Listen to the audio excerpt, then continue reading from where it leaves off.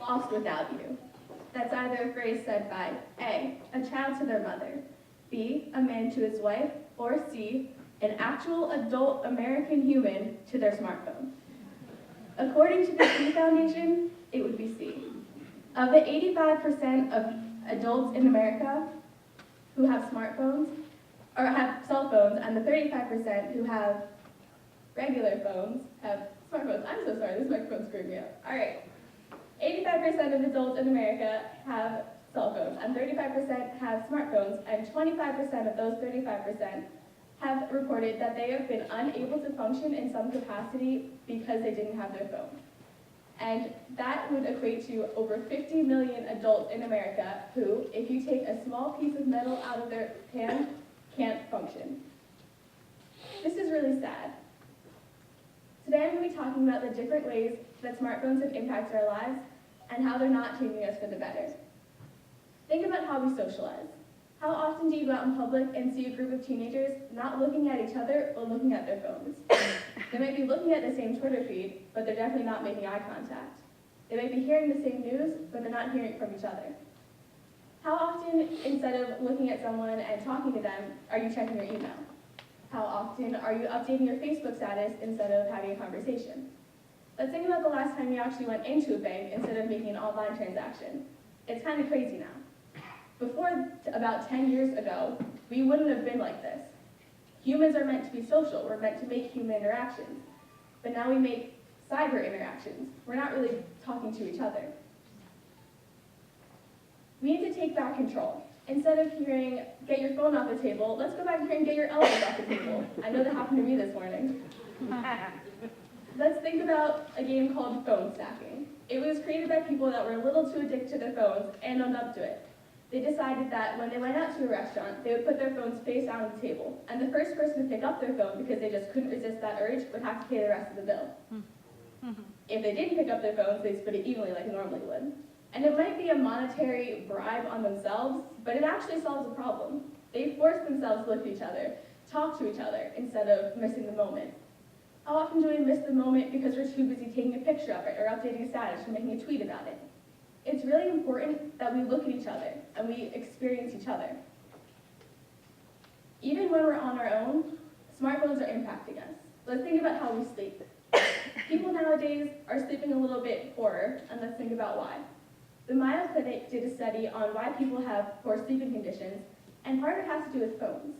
Instead of reading a book to fall asleep, or doing a crossword puzzle, or reading a magazine, or thinking about what they're going to do tomorrow, people are going on their phones.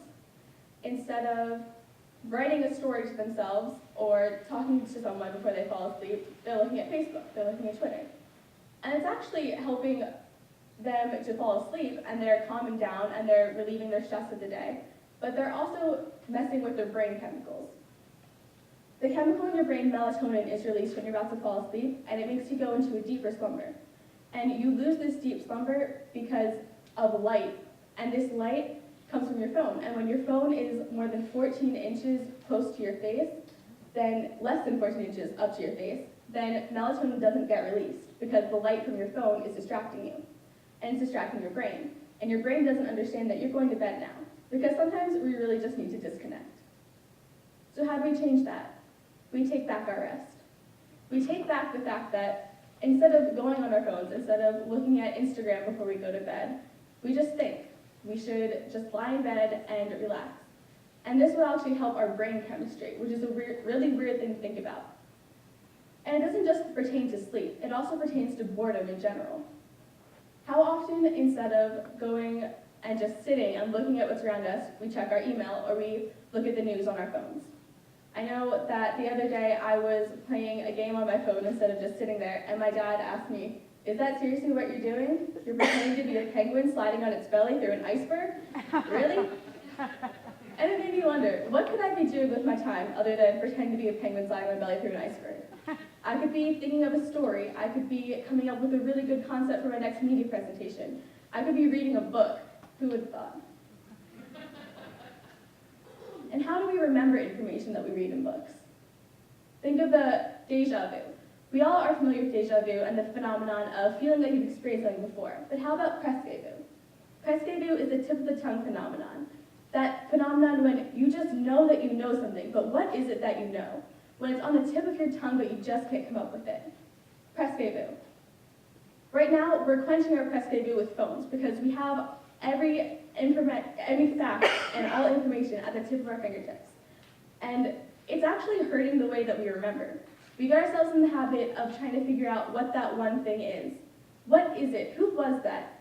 When did that happen? And we, instead of actually sitting there and thinking about it and pondering it and trying to come up with that and then quenching our presque-vu, we just take out our phones and we Google it.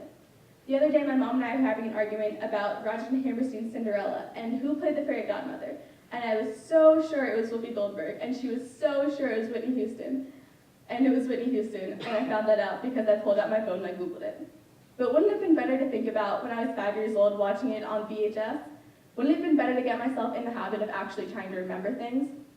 A study by Lumosity shows that we're actually getting ourselves in the habit of not needing to remember because we don't have to, because we have phones at our disposal. We have the internet, we have databases, we have everything we ever need to know at our fingertips, so why ever remember it? It's actually really dangerous. People say, why should I learn how to spell that if I have spell check? Or why should I have a grammar database in my head if it's online? And what we really need to realize is that it's important to know things. It's not important to Google them. It's really dangerous when we get ourselves in the habit of playing into the illusion of being social instead of actually being social, of updating a Facebook status or adding a friend on Facebook, but not actually meeting them, or not actually telling someone what happened in your life instead of expecting them to see it online. We need to get ourselves back in that habit of being real people and really interacting. We can't rely on our phones because 50 million people wouldn't be able to without their phones. And we really need to man up and be people again. A study recently showed that 150 times is how many times a person checks their phone a day. 150 moments spent pulling out your phone and looking at anything, whether it be checking for a text message or just looking at the time or putting something in your calendar. But when was the last time that 150 vital things happened on your phone? I would doubt any time. And if that doesn't alarm you or that doesn't pertain to you, think about this. Another study showed that the average adult spends 13 hours a week checking email, deleting emails, sorting email, writing emails, 13 hours in your week. As it's been said tonight, the moments that we have are precious. We don't have unlimited hours in this world, so I spend 13 of them every week, 52 weeks a year, all years of your life, checking your email. We have precious moments. How are you spending them? Thanks.